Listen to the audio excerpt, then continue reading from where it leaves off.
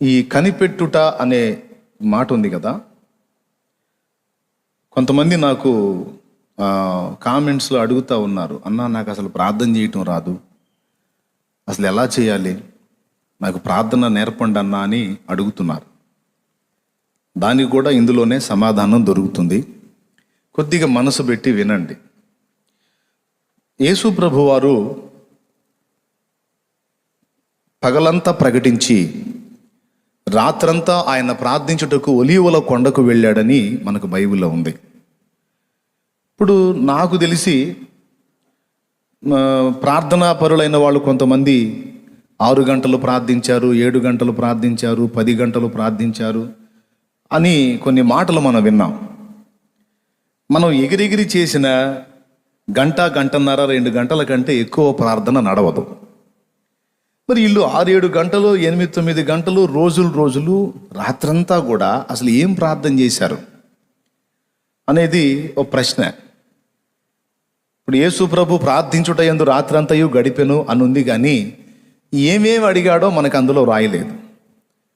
ఒక యోహాను సువార్త 17లో మాత్రం ఆ చివరి ఘట్టంలో చేసిన ఒక ప్రార్థన కొన్ని విషయాలు మాత్రమే మనకు అందించాడు. అన్ని సంగతులు ఆయన రోజు ఏమేం ప్రార్థన చేశాడో అవన్నీ గ్రంథంలో రాయలేదు. ప్రార్థించుట యందు రాత్రంతయు గడిపెను అనే వచనాలు మాత్రం అనేకం ఉన్నాయి. స్తోత్రం చెప్పండి ఒకసారి గట్టిగా. జాగ్రత్తగా వినండి, మిస్ అవ్వకండి. నేను చెప్పమన్నప్పుడు గట్టిగా స్తోత్రం చెప్పండి, గట్టిగా చెప్పండి. అది విషయానికి వద్దాం. అలాగా ఆయన ప్రార్థనలో గడిపాడని ఉంది. అలాగే ఎడతెగక ప్రార్థన చేయండి, ఎల్లప్పుడూ కృతజ్ఞతాస్తుతులు చెల్లించండి అని మొదటి తెస్సలోనిక 5లో పౌలు మహనీయుడు చెప్పాడు. ఈ ఎడతెగక ప్రార్థన చేయటం ఎట్లా కుదిరిద్ది, అదొక డౌటు. తర్వాత భక్త సింగ్ గారి యొక్క ప్రార్థనా జీవితాన్ని మనం పరిగణలో తీసుకుంటే, పండుకుందామని పడక సిద్ధపరచుకున్న ఆయన మోకాళ్ళుని తెల్లవారిన తర్వాత ఆ పడక తీసుకొని పక్కకి వెళ్ళాడట. అంటే ఒక నైటు ఉదాహరణకి 11ంటికి మోకాళ్ళు వేస్తే తెల్లవారు 6ంటికి ఆ మోకాళ్ళ మీద నుండి లేకపోతే ఆ ప్రార్థనలో నుండి లేచి పడక తీసేసి పక్కకి వెళ్ళిపోయాడు. అంటే ఎన్ని గంటలు ఆయన ప్రార్థన చేసి ఉంటాడు? 11 నుంచి 6 మధ్యలో ఎన్ని ఉన్నాయి? 1 కలిపితే 12, తర్వాత 6, మొత్తం కలిపి 7 గంటలు. ఈ 7 గంటలు ఆయన ఏం ప్రార్థన చేసి ఉంటాడు? అవునా? మీరు కూడా చాలాసార్లు వినున్నారు, అబ్బో ఆయన ప్రార్థనా పరుడు, అసలు గంటలు దేవుడితో గడుపుతాడు అనే మాటలు మీరు కూడా చాలాసార్లు విన్నారు. నీకు కూడా డౌట్ వచ్చి ఉంటుంది, నేను ఎంత ట్రై చేద్దామన్నా నా వల్ల కావట్లేదు, మరి వాళ్ళు గంటలు ఎట్లా చేశారు, అది ఎట్లా సాధ్యమైంది అనేది మనకు ఒక 1,000,000 వరహాల ప్రశ్న. ఇక్కడ గమనించాల్సింది ఏంటంటే, ప్రార్థనలో 2 విభాగాలు ఉన్నాయి. దేవునికి స్తోత్రం కలుగును గాక. ముఖ్యమైనవి 2 భాగాలు. ఒక భాగమేమో మనము దేవునితో మాట్లాడుట. నువ్వు స్తుతిస్తావో, కృతజ్ఞతలు చెప్తావో, ఆరాధిస్తావో, పాటలు పాడుతావో, విజ్ఞాపన చేస్తావో, యాచన చేస్తావో, కృతజ్ఞతార్పణలు అర్పిస్తావో, ఏం సమర్పిస్తావో ఒక భాగమేమో నీ వైపు నుండి దేవునికి వెళ్ళున్నది. నంబర్ 1. నంబర్ 2, దేవుని యొద్ద నుండి నీ వైపుకు వచ్చున్నది. ఈ 2 కూడా ప్రార్థనలో భాగమే. మొట్టమొదటిది నీ వైపు నుండి దేవుని యొద్దకు వెళ్ళున్నవి, 2 దేవుని వైపు నుండి నీ యొద్దకు వచ్చున్నవి. ఇప్పుడు యేసు ప్రభువారు ఒకవేళ ఒలీవల కొండకు ఆయన ప్రార్థించుటకు ఏకాంతంగా వెళ్ళాడు అని రాయబడి ఉంది. ప్రార్థించుట యందు ఆయన రాత్రి అంతయు గడిపెను అని ఉంది. ప్రార్థించుట యందు రాత్రి అంతయు గడిపాడు అంటే, ప్రార్థన అనగానే మనకు తెలిసింది ఏంటంటే, ఈ రాత్రంతా అడుగుతానే ఉన్నాడు. అయ్యా సుబ్బారావు సంగతి చూడు ప్రవ్వా, అయ్యా వెంకట్రావు సంగతి చూడు ప్రవ్వా, అయ్యా అబ్రహాం సంగతి చూడు ప్రవ్వా, అయ్యా సమూయేలు సంగతి చూడు ప్రవ్వా, దావీదు సంగతి చూడు ప్రవ్వా, ఆనంద్ సంగతి చూడు ప్రవ్వా అని రాత్రంతా అడుగుతా ఉన్నాడా?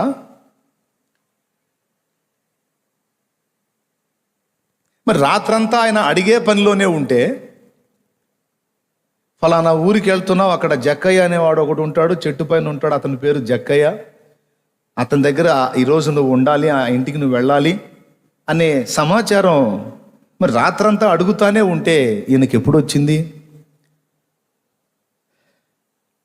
లాజరు అనేవాడు నిద్రిస్తున్నాడు, అతను నిద్రించిన వెంటనే నువ్వు వెళ్ళకూడదు, కొద్ది రోజులు ఆగి నువ్వు వెళ్ళాలి అనే సమాచారం ఈయన రాత్రంతా ప్రార్థన చేస్తూ అడుగుతానే ఉంటే ఈయనకి ఎప్పుడు వచ్చి ఉంటుంది?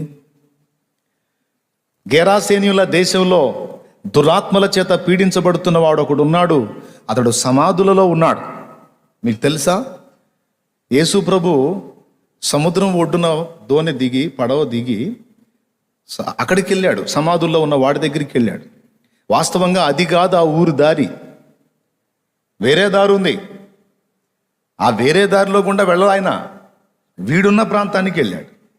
ఫలానా ప్లేస్లో వాడు ఉన్నాడు అన్న సమాచారం ఈయనకి ఎక్కడ దొరికింది? రాత్రంతా ప్రార్థన చేస్తానే ఉన్నాడు కదా, అడుగుతానే ఉన్నాడు కదా.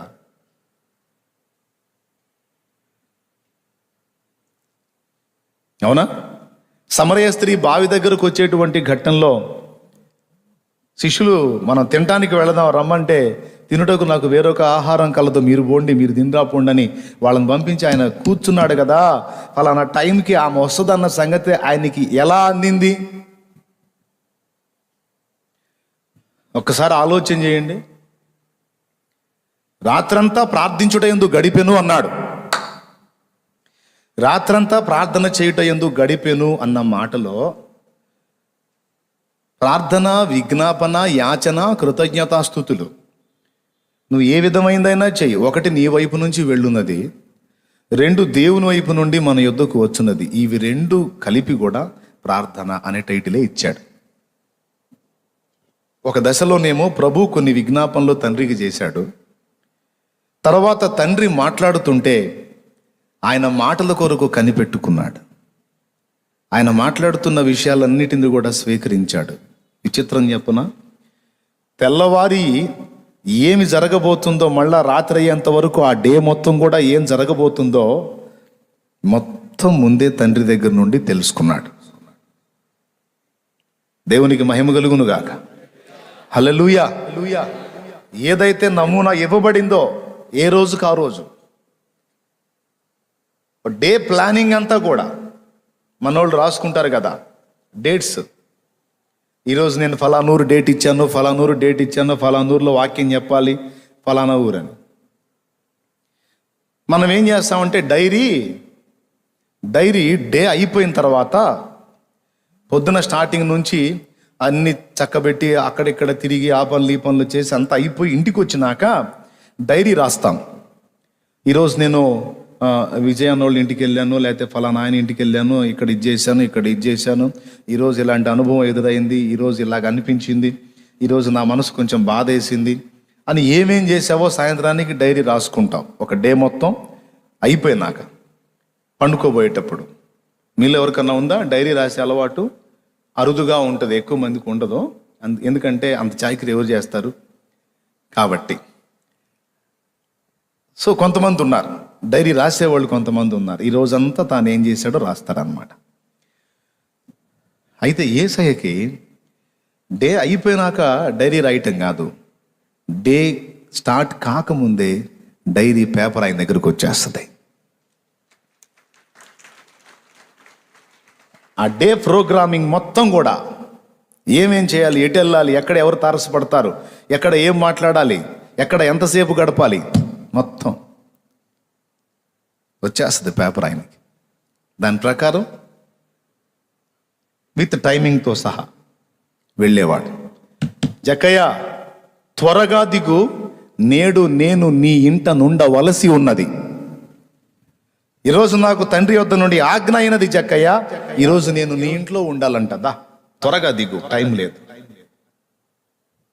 చూసారా? నీళ్ళని ద్రాక్షరసంగా మార్చాలి, ఆ డే ప్రోగ్రామ్, అది ప్రోగ్రాంలో ఉంది. అయితే ఏ టైంలో మార్చాలో టైమింగ్ కూడా ఇవ్వబడింది. టైంకి ముందే మరియమ్మ వచ్చింది. ద్రాక్షరసం అయిపోయిందంట, నీవేమైనా చెయ్యగలవా అని. అంటే ఆయన అన్నాడు, ఆ మాట మీరు గుర్తిస్తే చాలు, అమ్మా నాతో నీకేమి, నా సమయం ఇంకనూ రాలేదు అన్నాడు. అంటే ఆ సమయం ఆయనకి ఎలా తెలుసు? ఏ టైంలో, ఎన్ని గంటలకి, ఎన్ని నిమిషాలకి, ఎన్ని సెకండ్స్కి నీళ్ళని ద్రాక్షరసంగా మార్చాలో ఆయనకి తెలుసు. లాజరు రోగి అయి ఉన్నప్పుడే కబురు వచ్చింది. కానీ ఏ డే వెళ్ళాలి, ఏ టైంకి వెళ్ళాలి, ఏ టైంలో రాయి తీయించాలి, ఏ టైంలో బయటికి పిలవాలి, మొత్తం కూడా ప్రోగ్రాం అంతా యేసయ్యకు అందింది. ఎలా అందింది అంటే, ఆయన ఏకాంతానికి వెళ్ళి ప్రార్థన చేసేటప్పుడు ఆ దినమంతా తండ్రి చేసిన కార్యాలన్నిటికీ దేవునికి కృతజ్ఞతలు చెల్లించి, తండ్రి నా మనవులు వినుచు ఇట్టి కార్యములు జరిగిస్తూ ఉన్నందుకై నీకు కృతజ్ఞతాస్తుతులు, నిన్ను స్తుతించుచున్నాను అంటాడుగా. యేసయ్యకి అలవాటు ఉందిగా, లాజరు దగ్గర అనలేదా, తండ్రి నీవు నా మనవులు ఎల్లప్పుడూ వినుచున్నావని నిన్ను స్తుతించుచున్నాను. యేసయ్య కూడా తాను దేవుడై ఉన్నప్పటికీ, దేవునిలో ఒక భాగమై ఉన్నప్పటికీ, ఆ దేవత్వపు మహిమంతా అక్కడే వదిలిపెట్టి ఒక నరమాత్రుడుగా భూమి మీదికి సామాన్యుడిగా వచ్చాడు గనుక ఒక మనుషుడు చేసిన అన్ని క్రియలు ఆయన చేయవలసి ఉన్నది. అందుకే బాప్తిస్మం కూడా ఆయన పొందాల్సి వచ్చింది. ఏ పాపం లేదు ఆయన దగ్గర. అయినప్పటికీ మనకు మాదిరి ఇచ్చుటకు ఒక మనుషుల్లాగా అన్ని విషయాల్లో ప్రవర్తించాడు. దేవునికి మహిమ కలుగునుగాక. అందులో భాగంగానే ప్రార్థన, కృతజ్ఞతాస్తుతులు, తండ్రిని మహిమపరిచాడు. ఆ డే మొత్తం కూడా దేవుడు చేసిన కార్యాలన్నిటికీ కృతజ్ఞతాస్తుతులు చెల్లించి, ఇంకా జరగవలసినటువంటి కర్తవ్యం నాకు బోధించు తండ్రి అని విజ్ఞాపన చేశాడు, ప్రార్థన చేశాడు. చేసి ఇంకేం చేశాడు? కనిపెట్టాడు. మౌనంగా కనిపెట్టాడు. నిర్మానుష్యం, నిశ్శబ్దం, ఏ సప్పుడు లేదు. పక్షులు సైతం నిద్రపోయే వేళ అలాగా ఆ కొండ మీద మౌనంగా కనిపెట్టాడు. అలా కనిపెట్టి దేవుని స్వరం విన్నాడు, తండ్రి స్వరం. మరుసటి రోజు ప్రోగ్రాం అంతా కూడా ఆయన చెప్పాడు. అది తీసుకొని మళ్ళా నెక్స్ట్ డే ప్రారంభించేవాడు. ఖచ్చితంగా ఇది జరిగి ఉండకపోతే, రాత్రంతా ఆయన విజ్ఞాపన చేస్తానే ఉంటే, ఇక తండ్రి స్వరం ఎప్పుడు విన్నాడు? ఈ ప్రోగ్రాం డిజైనింగ్ ఎప్పుడు జరిగింది? ప్రార్థనలో ఈ విశిష్టమైన సంగతిని చాలామంది విస్మరించారు. ప్రార్థన అనగానే వెళ్ళి మోకాళ్ళుని దేవునికి మనకు కావలసినటువంటి విషయాలు కాసేపు స్తుతించడం, కాసేపు మనకు కావాల్సినవన్నీ దేవునికి ఏకరువు పెట్టడం, అయిపోయిన తర్వాత మనకు కావలసిన అడగటం, అయిపోయిన తర్వాత యేసునామములో అడుగుతున్నాను తండ్రి ఆమేనంటాం, ఈ కళ్ళు తెరవటం, పరిగెత్తటం, దేవునికి స్తోత్రం. కానీ ఇక్కడ ఏం చెప్తున్నాడంటే, ఒక చిన్న ఎగ్జాంపుల్ అన్నమాట. ఈ అబ్బాయి నా దగ్గరకు వచ్చాడు, అన్నా నాకు ఒక 1000 రూపాయలు కావాలి అని నాకు విజ్ఞాపన చేశాడు, నన్ను అడిగాడు. అడిగినప్పుడు నేను ఇస్తానని కానీ, ఇయ్యనని కానీ, లేకపోతే కొంచెం సమయం ఇవ్వని కానీ, ఏదో ఒక సమాధానం చెప్పక మునుపు ఇతడు వెళ్ళదగునా? అయ్యా వెళ్ళొచ్చా? కానీ చాలామంది పరిస్థితి ఎలా ఉంటుందంటే ఇలానే ఉంటుంది. దేవుని దగ్గరికి వెళ్ళి దేవుణ్ణి అడిగి దేవునికి విజ్ఞాపన చేసి ఆ విషయాల్లో దేవుడు తాను ఏమనుకుంటున్నాడో చెప్పక మునిపే అక్కడి నుంచి ఎస్కేప్ అయిపోయిన పరిస్థితి అన్నమాట. మీకు ఒక మాట చెప్తాను, ఆ మాట ఎక్కడుందో మీరు ఇప్పుడు రిఫరెన్స్ తీయాలి. చాలా సింపుల్, పెద్ద రిస్క్ ఏం కాదు, మీకు అందరికీ తెలిసిందే. పొంతి పిలాతు యేసు ప్రభుని సత్యం అనగానేమి అని అడుగుతాడు. సత్యం అనగానేమి అని అడుగుతాడు. ఆ రిఫరెన్స్ ఎక్కడుందో మీరు తీయాలి. నేను 3 అంకెలు లెక్క పెడతాను. యోహాను సువార్త 18వ అధ్యాయం 38వ వచనం.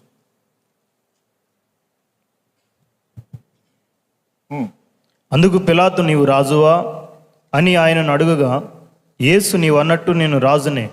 సత్యమును గురించి సాక్ష్యం ఇచ్చుటకు నేను పుట్టి తిని, ఇందు నిమిత్తమే ఈ లోకమునకు వచ్చి తిని, సత్య సంబంధి అయిన ప్రతి వాడును నా మాట వినునన్ను.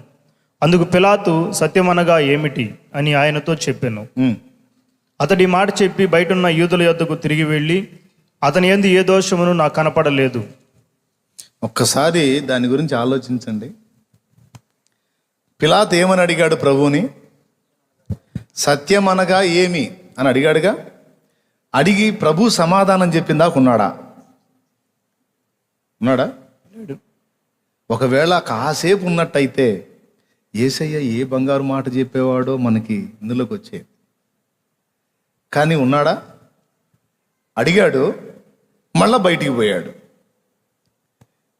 చాలామంది పిలాతు బ్యాచ్ ఉన్నారు. అర్థమైందా? ఒక దశలో నేను కూడా పిలాతు బ్యాచ్లో వాడినే. ఎందుకంటే అడిగాను, కానీ ఆయన నాకు ఉత్తరం ఇవ్వకముందే అక్కడి నుంచి లేచి వచ్చాను. దేవుడు ఏం చెప్తున్నాడంటే, నువ్వు అడిగావురా బాబు, చాలా సంగతులు చెప్పావు, మరి వాటి విషయంలో నేను నీకు ఒక స్పష్టత ఇవ్వక మునుపు ఎందుకు లేచి వెళ్ళిపోతున్నావు? నేను కూర్చోలేవా కాసేపు?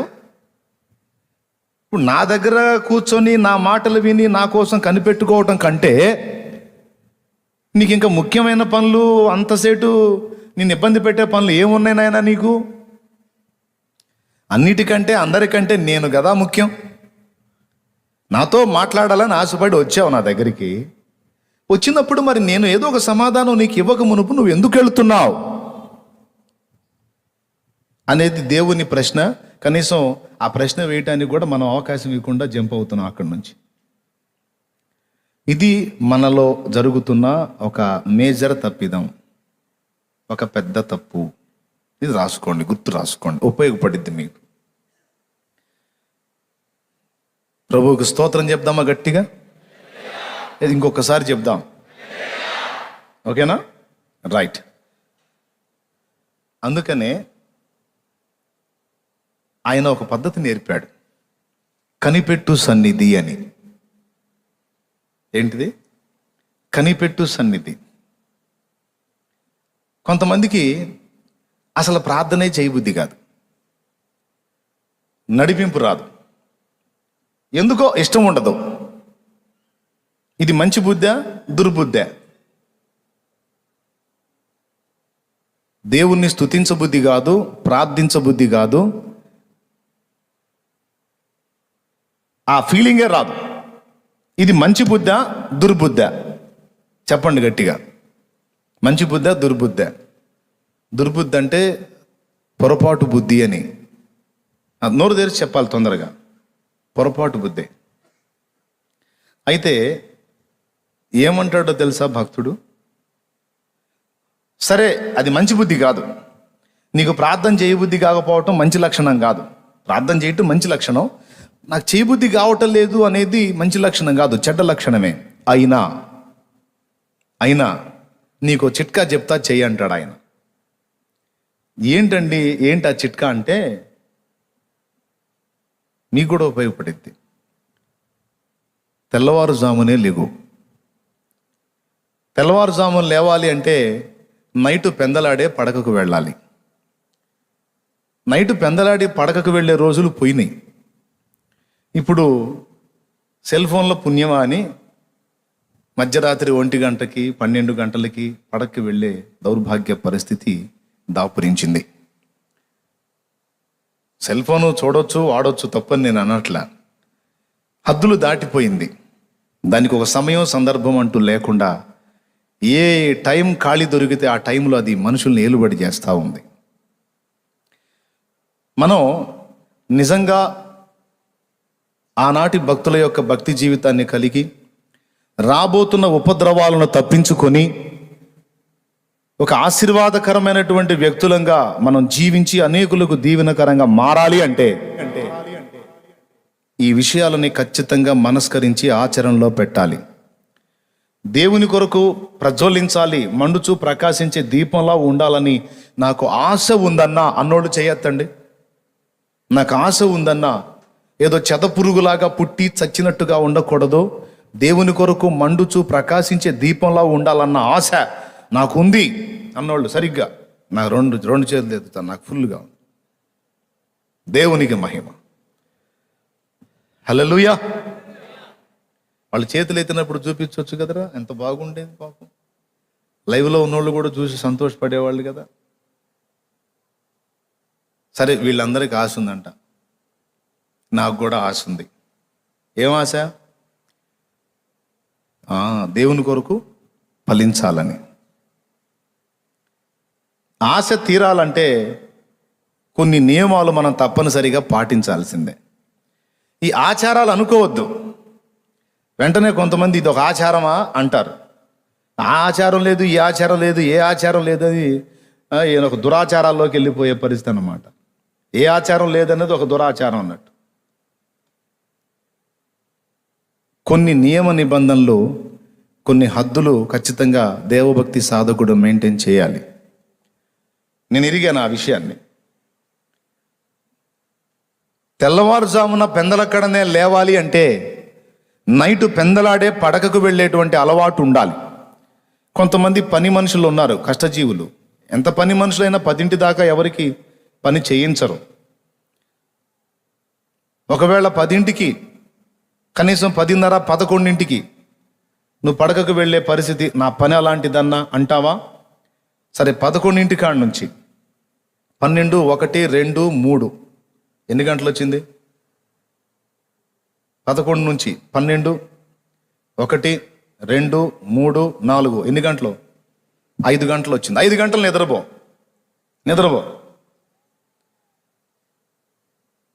4ంటికి లేగు.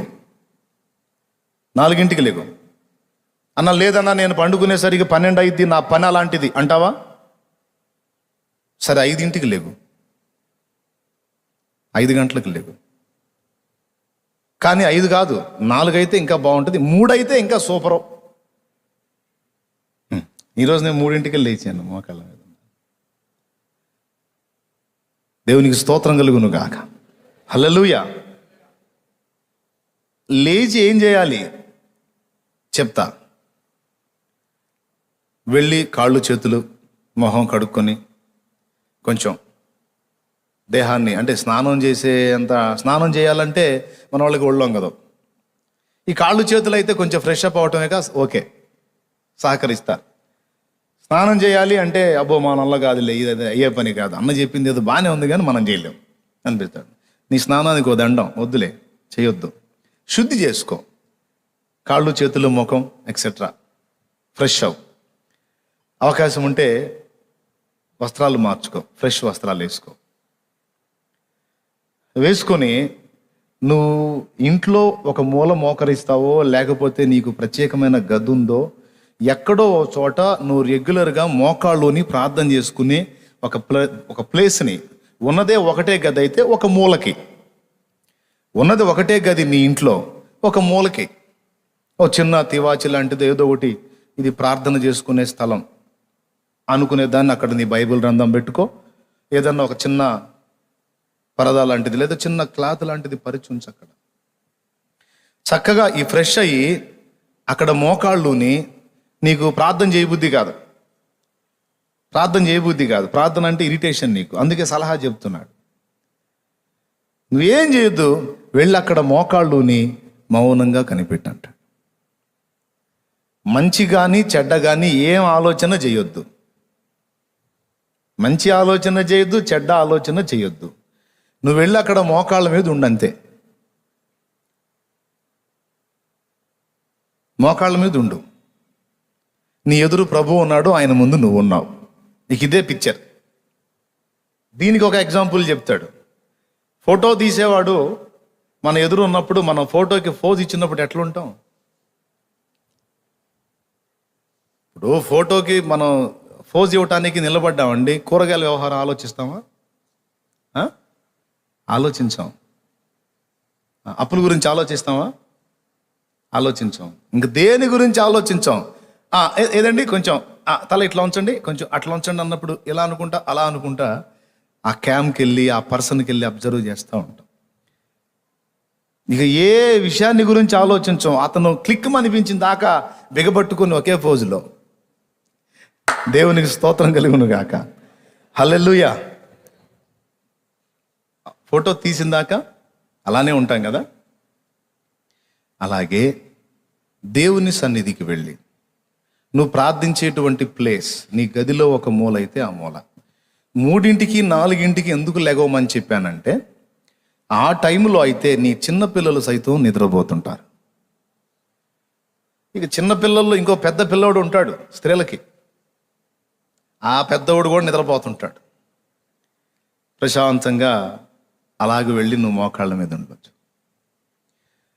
ఆయన అంటాడు, మంచి సలహా పెద్ద ఆయన. నేనేదో పండితుండే అని నా పాండిత్యం చెప్పట్లా, నేను ఆచరణలో పెట్టాను. ఇది ఆల్రెడీ దేవుని కృపను బట్టి. పెద్ద ఆయన ఈ విషయాన్ని రాయక మునుపే, ఏది ఆయన రాసిన బుక్ నా చేతికి రాక మునుపే నాకు ఆల్రెడీ దేవుడు ఈ పద్ధతిని నేర్పించాడు. అది నాకు దేవుడిచ్చిన కృప. దేవునికి స్తోత్రం కలుగును గాక. హల్లెలూయా.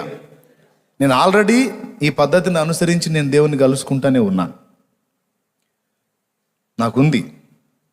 అయితే మీకు నేర్పడానికి ఆయన వ్రాసిన సంగతి చాలా సౌకర్యంగా ఉంది, అందుకని నేను చెప్తున్నాను. ఆయన ఏమంటాడంటే, నువ్వు ఏమి లేదు, నువ్వు ప్రార్థన చేయొద్దు, నువ్వు స్తుతి కూడా చెప్పొద్దు, అసలు కనీసం కీర్తన కూడా పాడొద్దు. ప్రభువా ఇదిగో నీ సన్నిధికి నేను వచ్చానని మోకాళ్ళ మీద ఉండంతే. నువ్వు ఎంతసేపు ఉండగలవో అంతసేపు ఉండు. ప్రార్థన చేయబుద్ధి కాదు అన్నావు కదా, తప్పకుండా నీకు ప్రార్థన మీద ఇష్టం పుట్టిద్ది అన్నాడు. దేవునికి స్తోత్రం కలుగును గాక. హల్లెలూయా. 2, పాపాలు ఒప్పుకునే మనసు నీ దగ్గర లేదు. తప్పులు చేస్తావు, ఆ తప్పులు మనుషుల ముందు ఒప్పుకోవు, దేవుని ముందు కూడా ఒప్పుకోవు.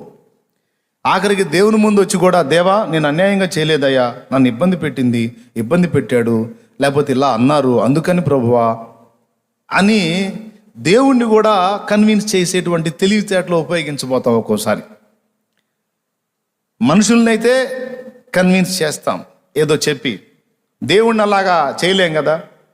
కానీ కొంతమంది మనసు ఎంత కఠినంగా ఉంటుందంటే దేవుని ముందు కూడా ఒప్పుకోరు. కొంతమందికి ఇదొక దుర్బుద్ధి, దేవుని ముందు తప్పిదాలు ఒప్పుకోరు. నీకు ఆ మనసు ఉందా? అట్లయితే నీకు నా సలహా అంటాడు. ఏమిటయ్యా అంటే, ఏం లేదు, నేను చెప్పినట్లు పొద్దున్నే ఆ తెల్లవారుజామునే నువ్వు వెళ్ళి మోకాళ్ళేసి నేను చెప్పిన విధంగా నువ్వు కనిపెట్టు. ఆ దుర్బుద్ధి కూడా నీలో తొలగిపోయి నువ్వు ప్రతి లోపము దేవుని ముందు మనుషుల ఎదుట కూడా అవసరమైతే ఒప్పుకోదగిన వాటన్నిటిని కూడా తగ్గించుకొని ఒప్పుకునే వినయము, దిద్దుబాటును ఒప్పుకునే మనసు నీకు వస్తుంది అంటాడు. ఇది ఒక ఫార్ములా, ఒక సూత్రం అన్నమాట. ఎలా వస్తుంది అంటే, నువ్వేం చేస్తున్నావు అంటే, ఈ లోపాన్ని ఓ పక్కన పెట్టుకున్నావు, పెట్టుకొని అట్లనే ఆగిపోలా. నువ్వు ఈ లోపాన్ని ఒక పక్కన కలిగి ఉండి నువ్వు వెళ్ళి ఏం చేస్తున్నావు అంటే, దేవుని ముందు నీ బలహీనతని ప్రదర్శిస్తున్నావు. ఏమనంటే, అయ్యా నా దగ్గర ఈ లోపం ఉంది, అయినప్పటికీ కూడా దీని నుంచి విడుదల కొరకు నేను నిన్నే ఆశ్రయించాను, నీవు నాకు విడుదల ఇచ్చినట్లు ఇదిగో నీ కొరకు కనిపెట్టుకున్నాను అని ఆయన కృప కొరకు, ఆయన ఇచ్చేటువంటి మనోబలం కొరకు, ఆత్మ బలం కొరకు నువ్వు జస్ట్ కనిపెట్టంతే అన్నాడు. నువ్వు ఇంకేం జుట్టు పీకోవాల్సిన అవసరం లేదు, జస్ట్ కనిపెట్టంతే. నీకు దాని మీద విజయం వచ్చేస్తుంది. కొంతమందికి అసూయ. ఏం అసూయ అంటే, పరిశుద్ధుల అసూయలు ఎట్టుంటాయి తెలుసా? అవి కూడా చాలా పరిశుద్ధంగానే ఉంటాయి. పరిశుద్ధుల అసూయలు పరిశుద్ధంగానే ఉంటాయి. అసూయ మళ్ళా అది ఏంటంటే, నేను ఎన్నిసార్లు ప్రార్థన చేసినా నాకు జవాబు రావట్లా, వాడు ప్రార్థన చేస్తే వెంటనే వింటున్నాడు, ఇది ఏందో అర్థం కావట్లా. నా ప్రార్థనకి జవాబు రావట్లా, వాడి ప్రార్థనకి జవాబు వస్తుంది. ఎందుకు? వాడు అడిగినవన్నీ వాడికి వస్తున్నాయి. అనిపించలేదా ఎప్పుడు? వాళ్ళు చెబుతూ ఉంటారు, కొంతమంది ఎగిరి చెబుతుంటారు, అసలు నేను అట్లా అడిగానన్నా ఇట్లా వచ్చిందన్నా. ఏదే కాదన్నా, ఏదైనా సరే నేను అడిగాను అంటే అసలు ఆన్ ది స్పాట్ వచ్చేయాల్సిందే అన్నప్పుడు, ఎన్నో రోజుల నుంచి అడిగినా జవాబు రానోడు అది విన్నాడు అనుకో, పండుగ చేసుకో, చేద్దాం, అట్లా అయిపోయింది. వింటున్నాడు, నువ్వు ఏది అడిగినా వింటున్నాడు. మరి ఏందో నా మీద పగబెట్టినట్టున్నాడు. దేవుడు కూడా ఏందో దీవించేవాడినే దీవిస్తాడు, ఇచ్చేవాడికే ఇస్తాడు. మరి ఏందో ఇది చాలా పరిశుద్ధమైన అసూయ అన్నమాట. దేవునికి స్తోత్రం కలుగునుగా. పరిశుద్ధమైన అసూయ ఏందన్నాడు చూస్తున్నాడు విజయ్. ఇంక వేరే అసూయలు ఏముంటాయి మనకి? పరిశుద్ధులకి ప్రార్థనకి జవాబు వచ్చినోడిని చూస్తే రానోడికి మండిద్ది, ఇద్దరి మీద మండిద్ది. వచ్చినందుకు వీడి మీద, ఇచ్చినందుకు ఆయన మీద. ఇప్పుడు ఈయనోడివి నాకు ఈనప్పుడు వాడికి కూడా ఇవ్వకు, నాకేం ఇవ్వవు వాడికేమో అన్నీ ఇస్తావు, ఏంది నాయన నువ్వు అని. ఈ బుద్ధి మన దగ్గర ఉంది. సరే ఉందా? ఓ పక్కన ఉన్నాయి దాన్ని. వెళ్ళి మోకాళ్ళి కనిపెట్టు. అయ్యా నా దగ్గర ఈ లక్షణం ఉంది, తీసే. ఇది కూడా అడగొద్దు, నువ్వు అసలు ఏం అడగొద్దు. జస్ట్ నువ్వు మోకాళ్ళేసి కనిపెట్టు. నీకు తెలియకుండా నిన్ను వదిలిపోవటం నువ్వు గుర్తిస్తావు. దేవునికి స్తోత్రం కలుగునుగాక. పెద్దోళ్ళ మాట పెరుగన్నం చెద్దన్నం మూట అన్నారు. వాళ్ళు ఏదైనా సాధన చేసి అనుభవించి చెప్తారు. వింటున్నారా? ఏం చేసి? సాధన చేసి అనుభవించి చెబుతారు. ఇప్పుడు నువ్వు ఆయన చెప్పాడు అనుకో, నువ్వు మాకెందుకు చెప్తున్నావు? అదంతా సీరియస్ మ్యాటర్ లాగా ఏముంది? అసలు కనీసం ప్రార్థన కూడా చేయకుండా ఒట్టిగా మోకాళ్ళుని కనిపెడితే ఎలా విడుదల వచ్చిద్ది అంటే దానికి కూడా చెప్తా, కొంచెం ఓపిక పట్టండి. కొన్ని బలహీనతలు ఉన్నాయి, అన్నీ మానుకున్నావు, ఆ ఒక్కటి మాత్రం నీ దగ్గర ఉంది. ఏదో నీకు తగ్గది నువ్వు కలిగి ఉంది. ఏదో ఒకటి నీ దగ్గర, ఒక పాపమో, ఒక పొరపాటో, ఒక తప్పిదమో, ఒక బలహీనతో నీ దగ్గర ఉంది. అన్నీ బాగున్నాయి, అన్నీ వదిలేసినాయి, కానీ ఆ ఒక్కటి మాత్రం వదలటల్లా. పోనీ అది వదిలిపోద్దామన్నా నువ్వు వదలటల్లా. అర్థమైందా? ఆ ఒక్కటి ఉందా మీలో? ఏదన్నా ఒకటి ఉందా? ఎంతమంది ఒప్పుకుంటారు? అన్నీ పోయినాయి కానీ ఒకటి మాత్రం వదలట్లేదు అన్నాను. ఏదో ఒకటి. ఎంతమంది ఒప్పుకుంటారు? ఏదో ఒకటి. కొంతమంది చేతులు ఎత్తట్లా. అసలు ఏ ఒక్కటి లేదా మీ దగ్గర? ఉందా? ఏదో ఒకటి ఉందా? ఏదో ఒకటి. అది నీకు తెలుసు స్పష్టంగా, ఇది ఒక్కటి మాత్రం నా దగ్గర ఉంది అనేది నీకు తెలుసు. అది దేవుని ఆత్మకు అభ్యంతరకరమైంది, దేవునికి ఇబ్బంది కలిగించేది. అది నీలో ఉండటం దేవునికి ఇష్టం లేదు, నీకు కూడా ఇష్టం లేదు. అది అలాగ ఉంటాం, బాధపడుతున్నావు. అప్పుడు నువ్వేం చేయాలి అంటే, దానికి కూడా ఏం చేయొద్దు, దాన్ని పక్కన ఉన్నాయి, నువ్వు వెళ్ళి మోకాళ్ళలోను కనిపెట్టు అన్నాడు. ఎలా మోకాళ్ళు అనుబుద్ధి అయింది? ఒక మాట చెప్తాను. సైతానుగాడు ఏమంటాడో తెలుసా? సైతానుగాడు కావచ్చు, సైతాను ప్రేరణ పొందిన మనుషులు కావచ్చు, ఏమంటారు తెలుసా? ఇంత తప్పు నీ దగ్గర పెట్టుకొని తగుదునమ్మా అని వెళ్ళి నువ్వు మోకాళ్ళు వేస్తున్నావు, ఏమన్నా సిగ్గుందా? ఏమన్నా సిగ్గుందా అని వాడు నిన్ను అడుగుతాడు. అప్పుడు నువ్వేం చెప్పాలి అంటే, పెద్ద ఆయన చెప్పాడు, ఏమన్నా తెలుసా? అసలు నువ్వు వెళ్ళి మోకాళ్ళు వేయడానికి సిద్ధపడుతున్నావు, నీకు సిగ్గుందా అని వాడు అడిగితే నువ్వేం అడగాలంటే, అసలు నువ్వెవుడురా నన్ను అడగటానికి అను. అసలు నీవెవరివి? నీకేమి సంబంధం? నీవు నా కొరకు ఏమి చేసితివి? నా కొరకు ప్రాణం పెట్టితివా? నా కొరకు రక్తము కార్చితివా? నీవు నా కొరకు ఏమి చేశావని? నీవేమన్నా నా సృష్టికర్తవా? నన్ను పెంచి పోషిస్తున్నావా? నన్ను బ్రతికిస్తున్నావా? నా ఉనికికి కారణం నువ్వా? ఏం హక్కు ఉందని నువ్వు నన్ను క్వశ్చన్ చేస్తున్నావు? తంతే తన్నులు తింటా, తిడితే తిట్టులు తింటా, దీవిస్తే ఆశీర్వాదం పొందుతా. ఏదైనా నా యేసయ్య చేస్తాడు. నువ్వెవరివి? యేసు నామములో ఆజ్ఞాపిస్తున్నా, పో అంతే. ఆర్గ్యూ చేసేవాడి మాటను కూడా నువ్వు లక్ష్య పెట్టొద్దు, వెళ్ళి మోకాళ్ళే అన్నాడు. ఈ మాటకు చెవొగ్గావనుకో, ఆ మాట నిన్ను వెనక్కి లాగుతుంది. దేని నుంచో తెలుసా? దేవుని నుండి. నేను అపాత్రుణ్ణి కదా, అయోగ్యుణ్ణి కదా, నా దగ్గర ఈ ఒక్కటి ఉంది కదా, దీన్ని బట్టి నేను పనికిరాను కదా అని వాడిచ్చిన ప్రేరణకు లొంగి నువ్వు అలా అనుకుంటే నువ్వు ఆయన సన్నిధికి, సహవాసానికి దూరం అవుతావు. వెలుగు దూరం అయ్యే కొద్దీ చెప్పేదేముంది, చీకటే నీకు ఇంకా దగ్గర అవుతా ఉంటుంది. దేవునికి స్తోత్రం చెప్తారా గట్టిగా? ఇప్పుడు తంతే తన్నులు తినాలి, తిడితే తిట్టులు తినాలి, ఏది చేసినా పెద్ద ఆయన చేయాలి. ఆయన దగ్గరే తేల్చుకోవాలండి. వీడెవడు మనతో ఆర్గ్యూ చేయటానికి? వాడికి ఏం హక్కు ఉంది? కానీ వాడికి ఛాన్స్ ఇవ్వద్దు. వాళ్ళలాగా వాడి ప్రేరణకు లొంగి కొంతమంది మనుషులు మాట్లాడతారు, చేసేయన్నీ చేస్తారు. పెద్ద పరిశుద్ధుల్లాగా పోయి మోకాళ్ళు వేసి హల్లెలూయా హల్లెలూయా హల్లెలూయా అంటారు. సిగ్గు ఉండాలి అంటారు.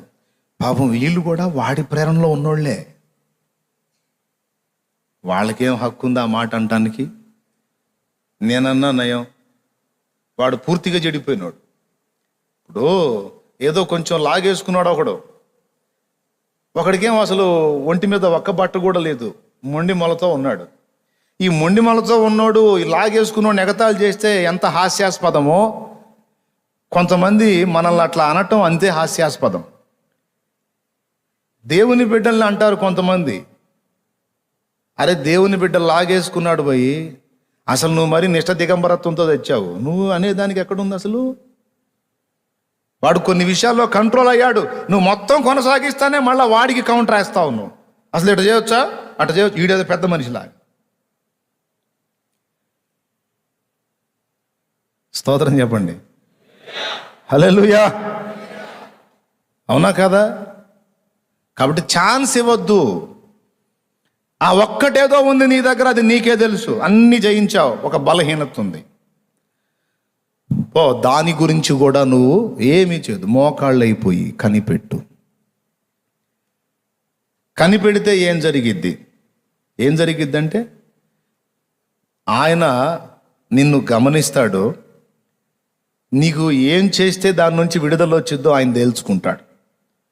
నిస్సహాయుడను ప్రభువా, నీవు తప్ప నాకు ఇంకా ఏమీ లేదు, నాకు నువ్వే శరణని, ఇక నాకు మాటే లేదన్నట్టు నువ్వు వెళ్ళి మోకాళ్ళుని కనిపెట్టంతే. దీన్ని దైవజనుడు ఏమని పిలిచాడంటే కనిపెట్టు సన్నిధి అని పిలిచాడు. దేవునికి స్తోత్రం కలుగును గాక. హల్లెలూయా.